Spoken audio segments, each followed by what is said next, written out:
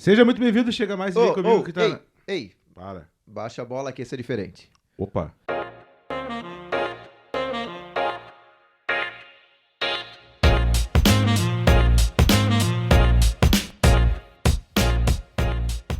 Buenas, galera, empreendedores, criativos, curiosos, desatentos e você, que nem sabe como veio parar nesse podcast. Eu sou o @Junior Gama e bora conversar?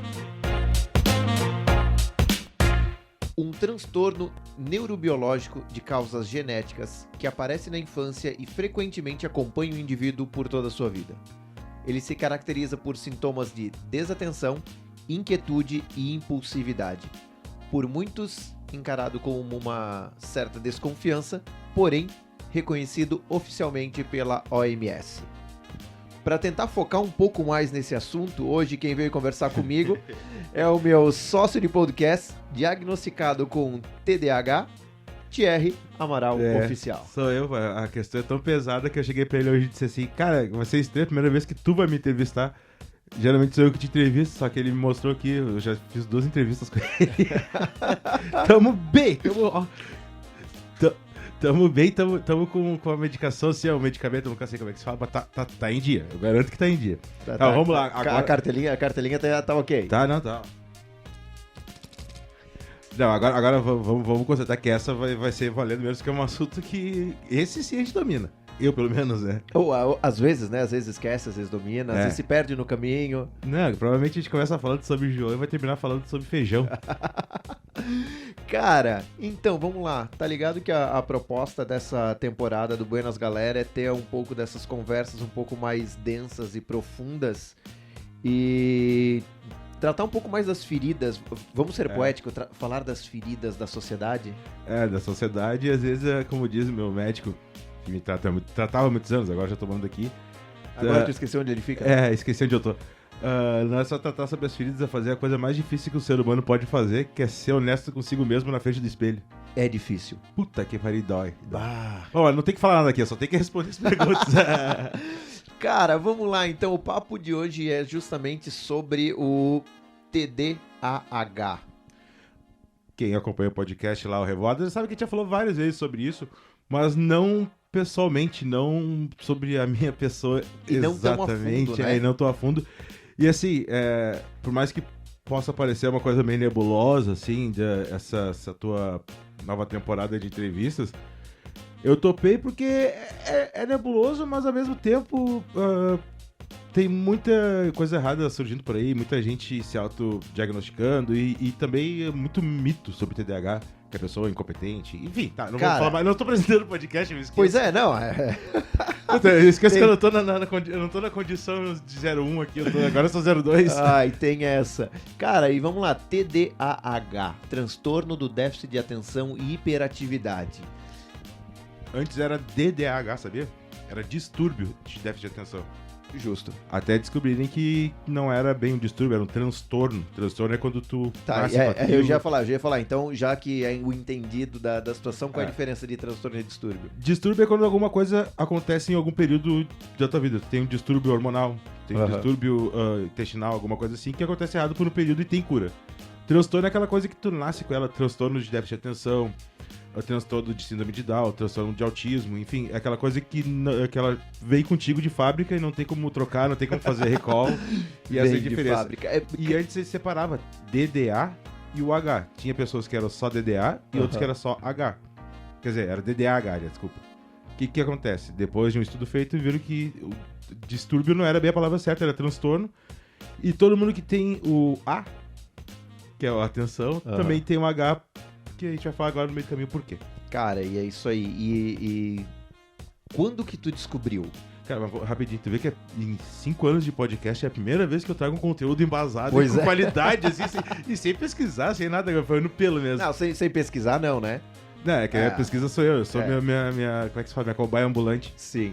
Cara, e já que tu comentou ali a questão de que muita gente se autodiagnostica com TDAH, porque, sei lá, talvez passou um dia sem conseguir focar em alguma coisa. O teu 2 é 1. O meu? O meu é o 1. Porque passou um dia sem conseguir focar em alguma coisa, daí se autodiagnostica e, cara, sei lá, Eu tenho. Tá, foi no médico? Não, mas eu tenho. Me dá uma Ritalina porque eu tenho. Eu ia tentar evitar falar o nome do medicamento, porque essas farmacêuticas, elas ficam clipando várias vezes. Tá. Tá, enfim, vamos lá, vamos... Não, agora foi, se pegar, pegou, se clipar, clipou. Não, mas eu quero só saber, eu quero só tentar me comportar como entrevistado, não como o cara que tá fazendo... Mas se pegar, se clipar, clipou e giro. Cara, como que tu descobriu, como que foi essa parada toda? Pô, daí quando eu faço a pergunta, ele vai tomar um gole ainda, é genial, genial. Assim, eu descobri bem tarde em relação aos diagnósticos normais. Porque na época que eu descobri, o DDA na época, nem era tão difundido assim na sociedade, nem também era muito aceito por alguns médicos. Eu tava no último ano do ensino médio, pra me formar no colégio. E teve um dia que eu tava em casa e eu tomando bomba em prova e tudo, no último trimestre eu tava mal, precisando tirar 9,8 em matemática, por exemplo. No último trimestre. A última nota tem que ser 10 em tudo. Eu já tava pensando em pedir dinheiro pra agiota, pagar o professor, alguma coisa, mas era mais ou menos isso, cara. Eu tava de 12 matérias, eu peguei 11 recuperações e assim, eu precisava tirar nota muito alta. Uhum. Recuperações não, no último trimestre eu precisava tirar nota muito alta. Aí, cara, só que daí, recebendo muito julgamento da minha família, assim. Que até hoje eu digo pra eles que eu não culpo eles. É aquela questão do julgamento por ignorância, né? A ignorância no mais... Se não era aceito pelos... Na mais síntese da palavra, tipo, ignorância por não saber. Não ignorância de estupidez, ignorância de não saber. De ignorar algum fato, mas assim... Se a medicina, em alguns pontos, negava o déficit de atenção, que dirá minha família que nem sabia que existia. Então, eu tava tomando muita bomba no colégio e eu, assim, aquela coisa de família julgando, dizendo, tu é preguiçoso, tu não quer estudar, tu é vagabundo. E eu comecei a ficar estressado com isso. Na verdade, isso aconteceu a minha vida inteira. Só que no último ano era tipo assim, aquela pressão do vestibular, de se formar, os teus colegas vão fazer vestibular, vão passar a faculdade, tu vai ficar pra trás. E começou a me dar crises de não sei se é pânico, mas crises, assim, ataques nervosos, começava a chorar por nada. Cara, vamos lá. Se tu for citar crise de pânico, a gente entende que não é a crise de pânico. Crise de pânico é a agonia toda, né? É crise de agonia. Vamos botar crise de agonia pra deixar certinho. Tá. Aí eu comecei a me dar crise de agonia, eu tremia, eu chorava, eu não conseguia falar, eu passava mal. E aí a mãe me levou pro hospital uma vez na emergência e... Não, tá tudo certo. O coração tá tudo certo, os exames tá tudo certo. Aí a minha mãe... Pô, mãe é foda, né? Ela disse assim, eu vou te levar... Vamos fazer todos os exames de clínicos que tem pra fazer, que é pra descartar alguma coisa urgente. Vou te levar num psicólogo. A gente fez todos os exames, cara. Eu fiz uma anamnese, assim, ó. Eu lembro de fazer exames que eu passei 2 dias no hospital, numa sala, dormindo. Me alimentava lá, tudo controlado. Meu dia foi controlado, assim. Cara, foi um saco, assim. Aí, tudo certo, nada de errado. Apareceu, assim, uma única coisinha que não tinha nada a ver, que era por uma questão de má formação dos meus rins, mas nada a ver com problema neurológico. Aí minha mãe, beleza, descartamos problemas clínicos, vamos procurar agora alguma coisa psicológica. Fomos no psicólogo. O psicólogo conversou comigo, assim, fez umas 2, 3 sessões e disse que o problema dele eu acho que não é psicológico, é de psiquiatria. Cara, aquela bomba. Cara, e assim, aquele tabu, aquela bomba, assim, sabe? E quando alguém vem e fala, ainda mais, eu sei por minhas experiências também dentro de casa, quando alguém chega e fala, precisa ir pro Pix. Quando chega e fala, precisa ir pro Pix, tem que ir passar no banco fazer um Pix. Não, tem que ir pro psiquiatra. Se passar no banco fazer um Pix, tu precisa ir no psiquiatra. Não, mas quando fala de psiquiatra, cara, dá um baque na família, porque daí, pô...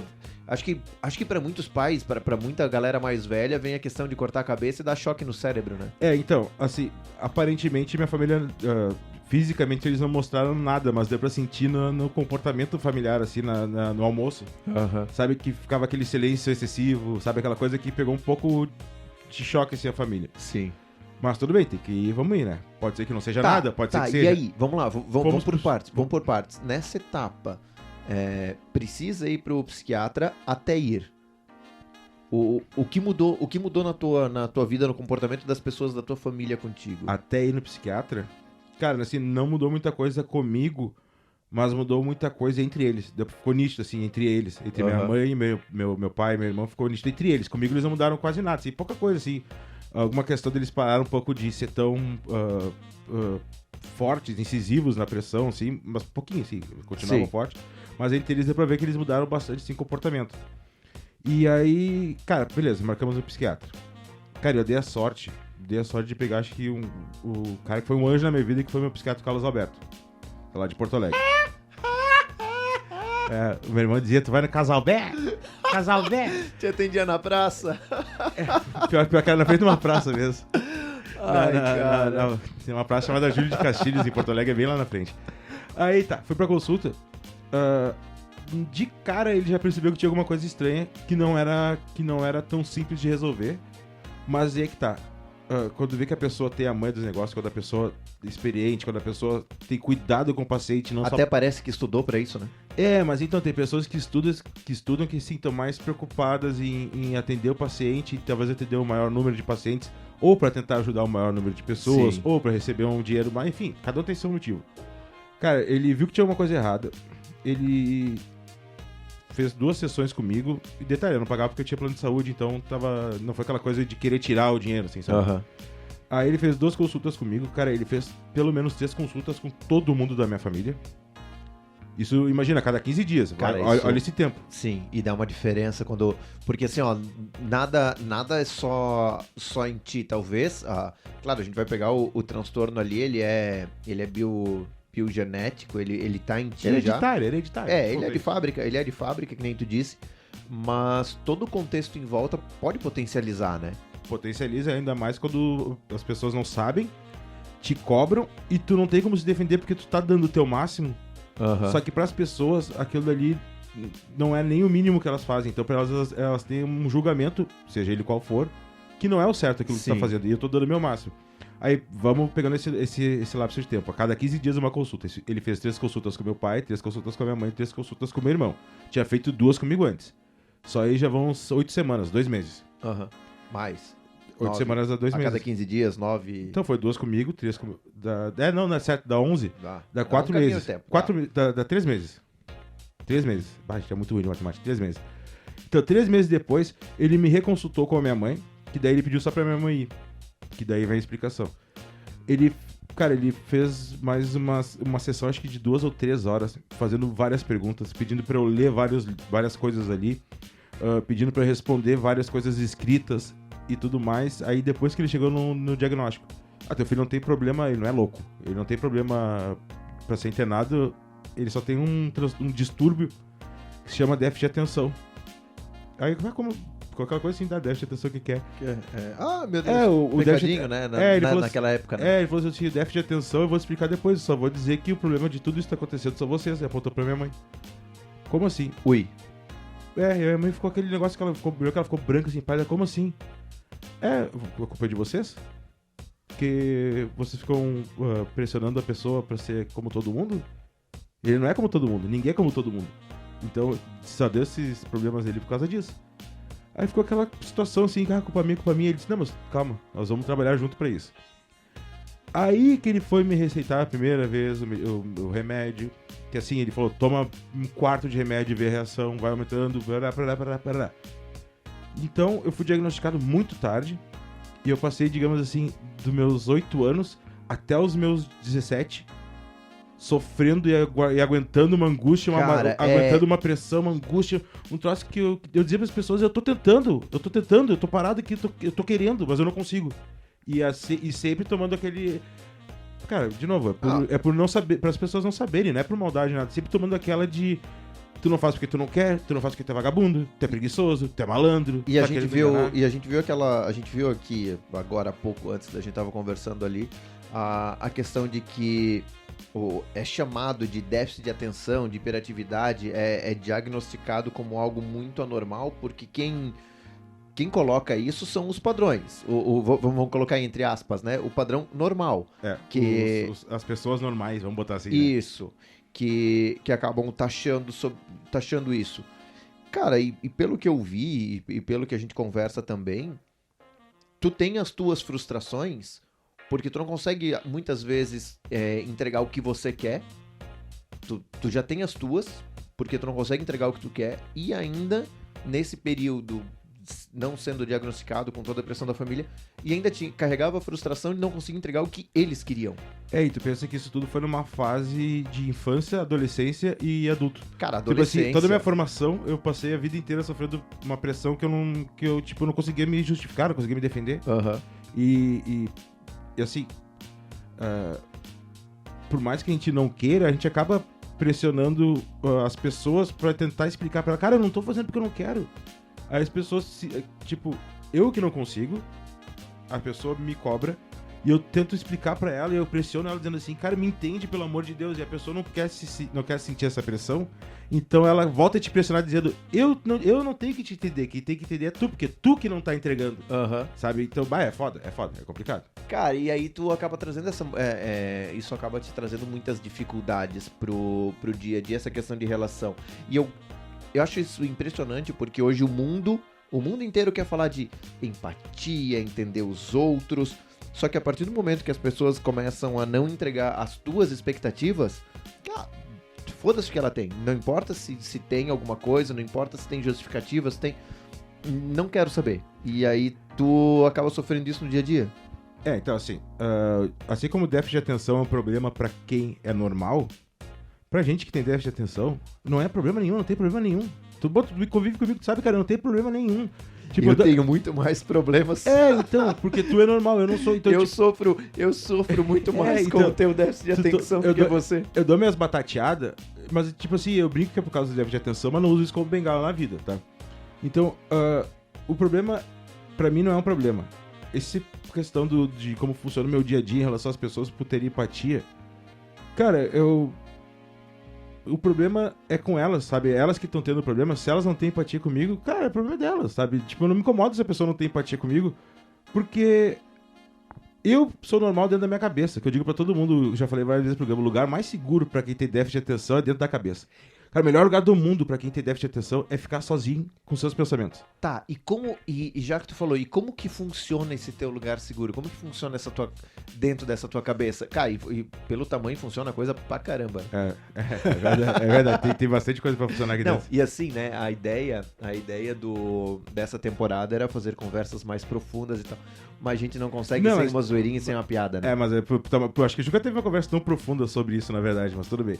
Aí, por exemplo, no meu dia a dia, cara, a dificuldade que eu tenho no meu dia a dia é que, seguinte, por mais que eu esteja tratado, medicado e fazendo acompanhamento médico, tu não controla o déficit de atenção.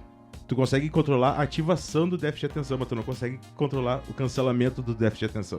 Por exemplo, quando eu tô medicado, eu aprendi com esse meu primeiro médico a desenvolver técnicas pra ativar o déficit de atenção. Eu coço a orelha. Eu já sabe, eu tô coçando a orelha e tô cagando porque ele tá falando. Mas eu não consigo desativar o déficit de atenção. Então a dificuldade do dia a dia é justamente eu manter uma relação com as pessoas em que eu também não seja mal educado, não seja grosseiro com as outras pessoas, porque, querendo ou não, a gente acaba sendo um pouco grosseiro quando a gente tá no nosso mundinho, a gente não quer que ninguém entre. Então a gente acaba sendo um pouco grosseiro. Eu acho também um pouco de falta de educação, a pessoa tá falando e tu não tá prestando atenção. Por mais que eu queira, às vezes eu não consigo, mas eu tento. Atrapalha um pouco nisso. E também atrapalha muito a questão de... a iniciativa do déficit de atenção é muito difícil. Assim? Eu tenho que ir lá buscar uma cerveja. Eu vou protelar, tipo assim, eu vou tomar essa daqui, vou levantar ela, vou até virar só baba, vou ficar virando ela. E eu não vou lá buscar. Eu tenho que fazer um trabalho. Quando chegar lá pra perto, eu faço. Assim, ó, e já dizendo, e não é só tu que sofre com isso, eu sofro com isso também, porque às vezes pra subir o episódio, cara, tem que subir o episódio na quinta-feira, na quarta, meia-noite, tu tá pedindo alguma coisa, alguma informação pra poder subir o episódio. Então, aí, por exemplo, por eu ter todo esse meu passado de sofrimento e amargura, nossa, quem vê até pensa que eu fui uma criança muito mal criada, dá pra ver. Então, tipo assim, eu não fico cobrando, porque eu sei que o cara tá com preguiça, o cara tá no tempo dele. Mas, ao mesmo tempo, no meu dia a dia, eu tenho que ter muita paciência com as pessoas que não têm esse entendimento comigo. Por exemplo, tô trabalhando na agência e acontece alguma coisa que foi erro pelo meu déficit de atenção. De não ler direito, de não ler até o final, de ser ansioso e terminar logo porque eu não quero deixar as pessoas esperando. E eu erro. Cara, eu não vou parar pra explicar toda vez que acontecer isso que eu tenho déficit de atenção, blá blá blá blá blá. Só que as pessoas não têm a obrigação também de aceitar meus erros por causa do meu problema. Sim. Então, isso daí também é uma dificuldade bem grande, assim, de trabalhar com as pessoas Não eu em relação às pessoas, mas eu trabalhar as pessoas em relação a mim, sabe? A reação delas comigo. Isso daí também é difícil, que até explicar, até muita gente acha que é besteira, é bengala, muita gente acha que é frescurinha. Até explicar, então, muitas vezes eu nem perco meu tempo, eu só aceito o erro, digo assim, cara, a culpa foi minha, beleza? Giro. Segue o baile. É que é muito mais fácil, né? Tu tem todo o teu histórico, é muito mais fácil tu entender tudo que tá todo acontecendo. Todo meu histórico de erro. Não, mas tu sabe tudo, é muito mais fácil. Porque assim, quando tu lida com as pessoas, não é só eu lidando com o Júnior Gama, eu tenho que ensinar o Júnior Gama a lidar comigo.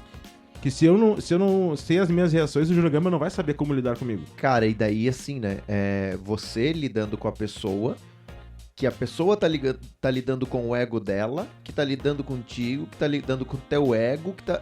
Cara, são muitas camadas pra tu começar a entrar num embate, né? E como a gente tem déficit de atenção, a gente é um pouco mais viajandão, às vezes a gente percebe muito mais aquela questão de linguagem não falada. Sabe, cara, às vezes o jeito que a pessoa tá olhando já te incomoda, sabe? Daí a pessoa não tá fazendo nada, tá só te olhando, sabe? O jeito dela te incomoda, daí você tem que ficar assim, cara, sou eu o problema, não é a pessoa, eu que tô me incomodando. Cara, e é um pensamento muito louco em relação a isso, tá ligado? Mas tu desenvolve, cara, pelo histórico, pelo menos pela nossa convivência, tu desenvolveu também um jeito de ser, de ser muito mais good vibes, muito mais, ok, giro, bola pra frente, e acabar não guardando muita coisa, né? Muito desse, eu não vou te chamar de preconceito, mas enfim, desse comportamento que a galera tem. Tabu? Não, o comportamento, porque eu lembro que eu no começo, que eu não entendia... Tu não convivia, na verdade. Não, quando eu comecei a conviver eu não entendia, cara, eu ficava putaço contigo e tu via. Até porque eu sou muito transparente com isso. E tu via que eu ficava putaço, e tu sempre levou muito numa boa. Começando pelo princípio de que é um problema que eu nunca vou resolver na minha vida. Ou eu lido bem com ele, ou ele vai virar um problema maior. Ou eu entendo que isso daqui eu vou sempre andar de mão dada com esse meu amiguinho, que é ótimo quando me serve, que é terrível quando me incomoda. Eu sempre vou andar de mão dada com esse meu amiguinho, muito bom. Sempre vou andar de mão dada com esse meu amiguinho. O que acontece? Ou eu brigo com o mundo e comigo, porque o mundo não aceita e eu também não quero aceitar que o mundo não me aceita, ou eu levo na boa pra coisa ficar mais leve, que do jeito que eu encaro hoje, poderia ser uma coisa muito difícil, mas eu encaro de um jeito tão leve, que assim, não me traz peso na consciência. O problema em si me incomoda, o transtorno me incomoda, mas as consequências do problema não me traz peso na consciência, me deixa mal, sabe? E é aquela coisa, né, cara, temos uma situação, né? É bem isso aí, temos uma situação. E tu acaba moldando onde tu vai se encaixar, tu acaba moldando onde tu vai frequentar, num lugar que vai te fazer bem. Ou então, aquela coisa, né, que não tem remédio, remediado está. Essa situação que eu tenho, é esse o lugar que eu tenho, cara, vambora, tá ligado? Não vamos se apegar muito nessa questão. Mas independente de ser TDAH ou qualquer outra coisa, ou qualquer outro tipo de comportamento, cara, tu vai escolher onde tu se sente bem. Não, todo mundo, na verdade, né? Fora o TDAH, todo mundo. Fora o TDAH, todo mundo é ótimo, né? E assim, cara, tipo, essa questão do pensamento, de como eu lido no meu dia a dia, como funciona meu pensamento. Tem uma porcaria nesse déficit de atenção, que eu adoro. Tipo, eu acho que eu não viveria sem déficit de atenção, mas também viveria, sabe? Que é uma coisa chamada hiperfoco. Cara, isso é uma das coisas que mais dá problema pra quem tem déficit de atenção em relação aos outros comigo. Sim. Por quê? Como é que tu consegue estudar música desse jeito e tu não consegue prestar atenção em uma frase de 10 palavras? Cara, eu não sei. Não sei.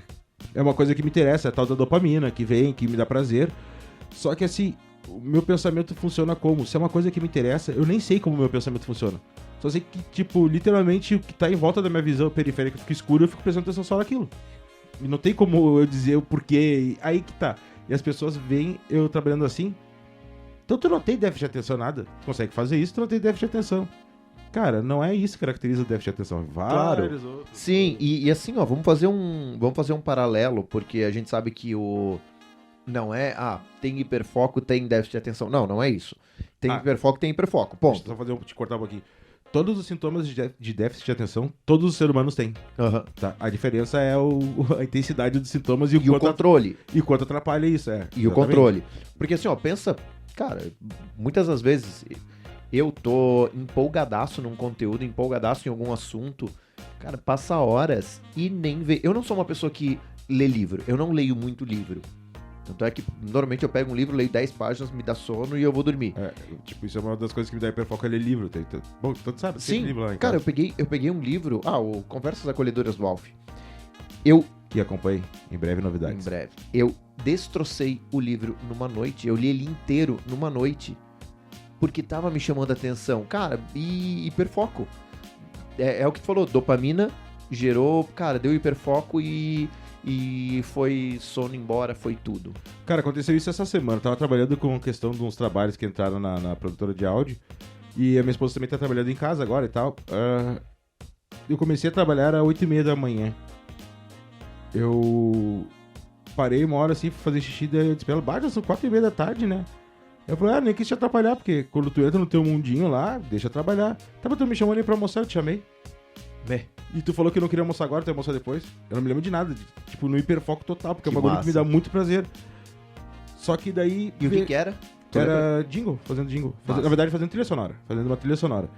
E então, tipo, hiperfoco. Como é que consegue fazer isso das 8 da manhã até as 4h30 da tarde sem parar e não perceber nada ao teu redor? Eu não vi que tava chovendo. Eu não vi que ela tinha me chamado pra almoçar. Eu não vi que eu não tinha ido no banheiro. Sabe? Cara, concentração total. Cara, eu não sei. Eu não sei como acontece. Eu não sei como é que eu escolho o que é hiperfoco. Não sei eu que escolho, é hiperfoco que me escolhe. Uhum. Que fofo isso. Que fofo. Não, mas daí é aquela questão de diagnosticar cedo o TDAH pra entender que não é o mundo que vai ter que se adaptar. Melhor, não, desculpa. Não é quem tem TDAH que tem que se adaptar. Cara, vamos colocar aí, vamos focar, vamos ajudar essa pessoa a focar no que rende. Exatamente, cara. Geralmente tem aquela piadinha certa, né? Ninguém bota o Romário pra treinar na zaga. É isso aí. No que querer melhor, só que isso pra todo mundo. Só que pro déficit de atenção, potencializa aquilo que ele é bom, sabe? Tipo, não vamos botar o Romário pra treinar na zaga, vamos botar ele pra treinar de atacante. Ele não vai fazer 1000 gols, ele vai fazer 5.000 gols, sabe? Uhum. Ele vai ficar muito melhor naquilo que ele é. E assim, cara, hoje eu penso assim, o mundo não tem que se adaptar a mim, eu não tenho que me adaptar ao mundo. Eu tenho o meu mundo quando eu quero, que é o mundo perfeito, que é a minha cabeça, tá ligado? Cara, não existe nada, tipo, nada que tire meu eixo psicológico, nada, absolutamente nada. Quando eu tô comigo mesmo, sabe? Quando eu tô pensando comigo mesmo, cara, tipo, pode sei lá, que é tipo prova de Big Brother de resistência. Sim.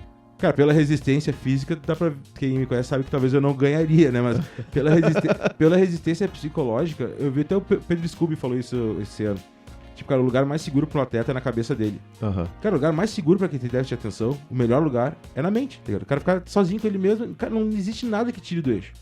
Então, eu não cobro do mundo se adaptar a mim e eu não quero me adaptar ao mundo... Quer dizer, eu quero me adaptar ao mundo àquilo que eu preciso. Eu não quero que, tipo assim, também fique aquela coisa de estender um tapete vermelho, porque senão o tadinho dele, olha só, ele tem déficit de atenção. Não é isso, não é isso. Cara, e que pira, porque assim, ó, eu tenho ansiedade e a gente vai conversar sobre isso mais pra frente. Todo errado. E o lugar mais seguro pra quem tem ansiedade não é na mente. Então, chega a ser, em alguns momentos, chega a ser perigoso estar sozinho na mente. É a síndrome de tiririca, né? Eu tento fugir de mim, mas onde quer que eu vá, eu sei pistolar. Cara, mas assim, ó, é muito isso. É muito isso. E é impressionante, pra mim é um contraponto muito, muito absurdo, porque eu que tenho ansiedade, em muitos momentos, estar parado, sozinho, só eu e minha mente, cara, chega a ser perigoso. E quem tem ansiedade sabe do que eu tô falando. Literalmente, cabeça vazia, oficina do diabo. Muito isso. Então, tu vê como uma coisa é louca, né? Eu tenho lugares que eu me sinto inseguro. Por exemplo, eu não me sinto inseguro em estar em cima do palco, onde eu tô me expondo pra todo mundo, sabe? Uhum. Eu já te falei, eu sou vedete de palco, eu não tenho problema nenhum em assumir isso. Mas eu me sinto muito inseguro quando eu tô sendo posto à prova de alguma coisa. Uhum. Porque tá todo mundo prestando atenção em mim. No caso, então, quando eu vou fazer alguma prova, eu tenho que entregar um resultado. E eu sei que eu tenho esse problema, então se eu não entregar esse resultado... E é culpa de quem? É minha, do meu problema. Só que não tem como separar o criador e criatura, né? Sim, não tem como. uma coisa só. Então, pra mim, quanto menos... Tanto que eu digo, cara, melhor, eu adoro meu trabalho que eu não lido com pessoas. Eu odeio ser humano. Eu odeio mesmo ser humano. Alguns mais ainda. Sabemos. @junegama. Mas assim, cara, tu tá sendo posto à prova é difícil. Coisa que pra quem tem ansiedade, eu acredito que deve ser um pouco melhor, porque tu acaba não ficando sozinho, tu acaba tendo que tipo, digamos, quando tu tá com crise de ansiedade, tipo, te distrair é melhor. Se eu não tenho que se distrair, se eu me distrair é pior ainda, sabe? Cara, mas daí aí a questão varia muito. Varia conforme... Varia, porque... Não, varia muito, porque às vezes me distrair me dá crise. Às vezes estar rodeado de pessoas... Enfim, é muito complexo porque existem vários gatilhos. O assim, assunto é TDAH, né? Ainda não é ansiedade. E assim, cara, eu conheço várias pessoas com TDAH. E o mais perigoso, eu conheço várias pessoas que têm autodiagnóstico de TDAH, que isso é um perigo. Isso é muito perigoso. Por quê? Tu acaba induzindo teu cérebro que tu não pode fazer as coisas sendo que tu pode. Você não tem o mesmo problema que eu. Ou então tu pega um sintominha lá de preguiça, tu pega um sintoma de que não conseguiu ler um livro, não conseguiu ver um filme.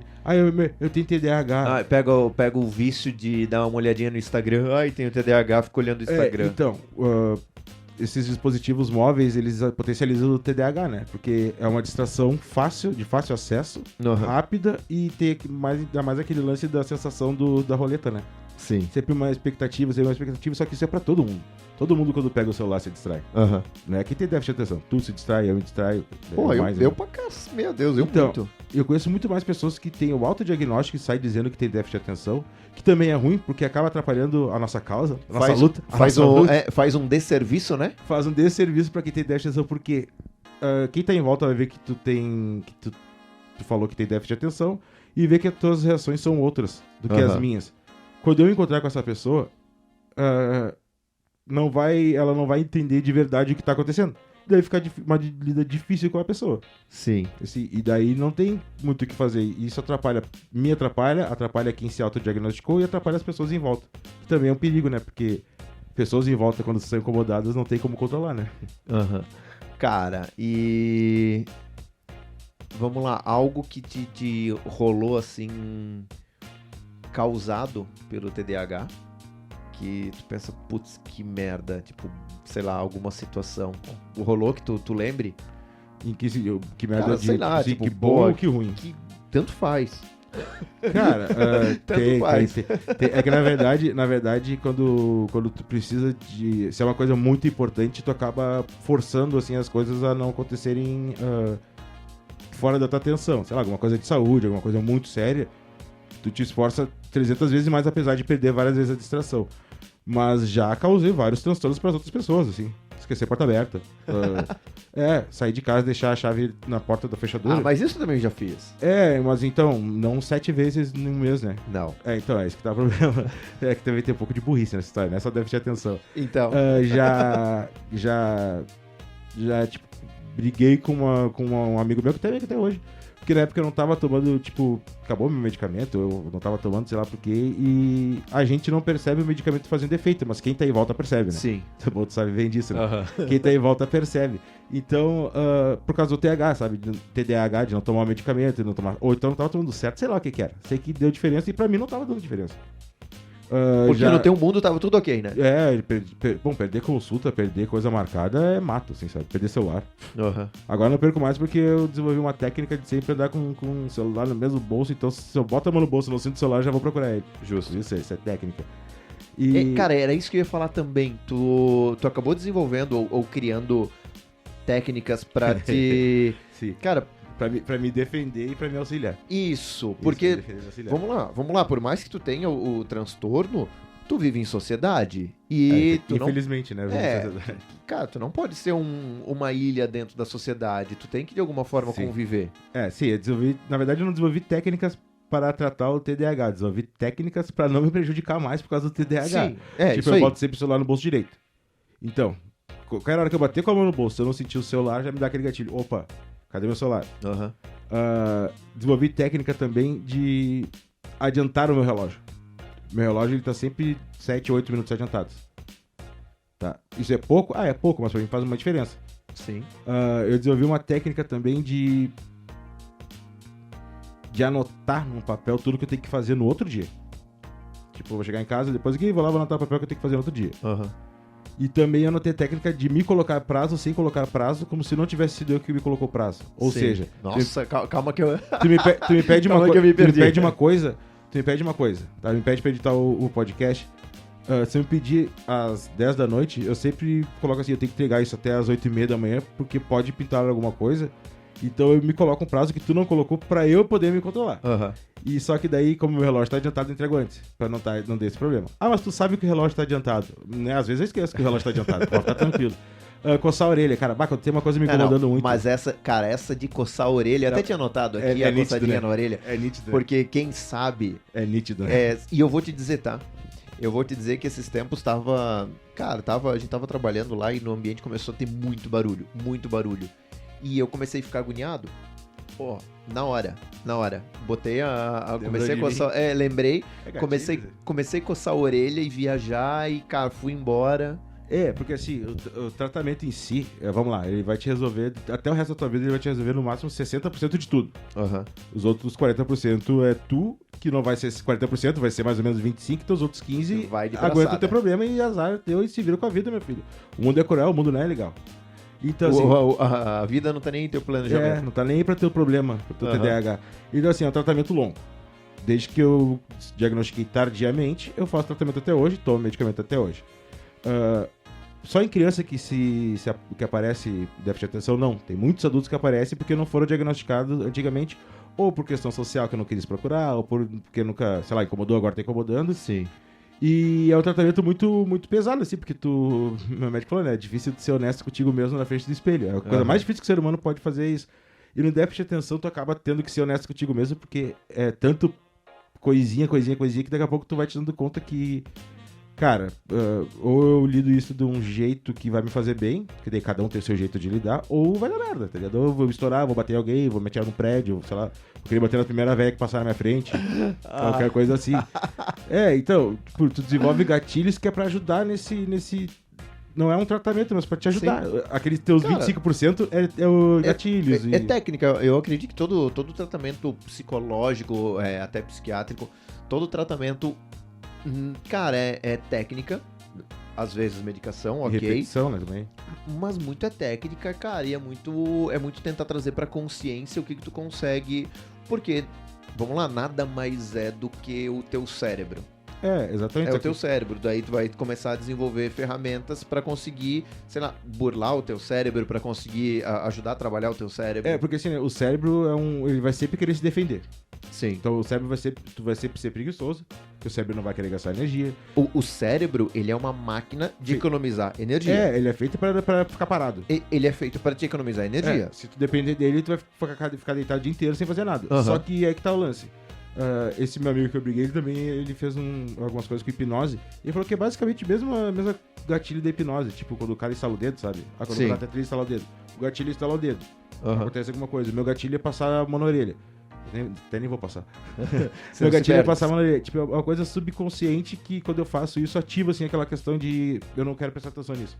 São gatilhos, assim. E tudo isso que serve pra me auxiliar e não pra resolver o problema. Claro. Porque afinal não tem resolução desse problema. Não tem, mas tem a questão de amenizar e, enfim, amenizar os efeitos, né? E tu também controlar pra conseguir ter uma vida em sociedade melhor. Assim, já finalizando aqui, assim, a única coisa que eu posso dizer pra todo mundo é a seguinte: tabus são teus. Tu enxerga o mundo como tu quiser com os teus óculos. Se tu tem vergonha de procurar um tratamento pra saber se tu tem ou não, cara, vai escondido, sabe? Dá um jeito de sair escondido. Sério, marca alguma coisa com algum amigo teu, sei lá, e não vai, avisa ele que tu não vai fazer outra coisa e tal. Mas procura tratamento. E assim, ter déficit de atenção é um problema? Cara, hoje pra mim não é um problema. Eu sei que eu tenho esse problema, me atrapalha. Só que, como tudo na vida, varia conforme tu lida com a coisa. Tipo, se tu quer lidar de um jeito mais ríspido, tu não quer aceitar a falta de respeito das pessoas, tá tudo bem, é o teu jeito de encarar. Mas assuma um jeito de encarar o problema. Não fique triste um dia, não fique feliz outro dia, que isso daí vai te deixar mais instável e mais indisposto a entender as pessoas, a se entender e doutrinar as pessoas como lidarem contigo. E só passa a não ser um problema quando tu começa a lidar com ele, começa a tratar ele. A partir do momento que tu coloca embaixo do tapete, obviamente ele vai se transformar num problema. Ele só passa a ser um problema que te incomoda, que o problema vai ser pro resto da vida. Entendeu? Sim. Vai ser um transtorno pro resto da vida. Enfim, qualquer coisa me segue lá, coach@thierryamaral_oficial. Ai, E cara, assim, se alguém eu tiver vou ser alguma preso. dúvida, pode me chamar lá no Instagram que eu ajudo pra caralho. O Gama sabe que eu não tenho ruim assim. Eu brinco, às vezes faço umas cagadas que ele fica bravo comigo. Faço umas cagadas que ele fica bravo comigo. Mas ao mesmo tempo, ele sabe que eu não faço de propósito e eu sei que ele fica bravo e eu dou risada da cara dele que ele fica mais brabo ainda. Quando ele fala que é o @coach, é porque ele fica com um palestrinho e não deixa. Ele não pega fôlego pra não deixar eu falar. É sensacional. Quem quiser entender um pouco mais do que eu tô falando, também pode conferir lá no @revoadas. É mais ou menos esse o padrão. Eu acho que o TDAH dele, ele... Pô, mas agora eu sou entrevistado, tu quer que eu não fale, Faustão? Ele trabalha ali pra não deixar falar. Cara, vamos ficando por aqui, então segue lá, @thierryamaral_oficial. Quer saber mais, quer trocar uma ideia, chama ele lá, ou chama também @eujuniorgama. E não esquece, @revoadas, tá? Desculpa fazer a propaganda do podcast aqui. Não, o @revoadas é o guarda-chuva, tá? É o guarda-chuva que carrega todo mundo, né? É o pai de todos, fura bolo, mata piolho. É isso aí. Vamos ficando por aqui. Galera, valeu, segue aí, que essa temporada do Buenas Galera a gente tem muitas conversas densas pra ter. Falou! E com mais de 40 minutos. Valeu, até mais, precisando é só chamar.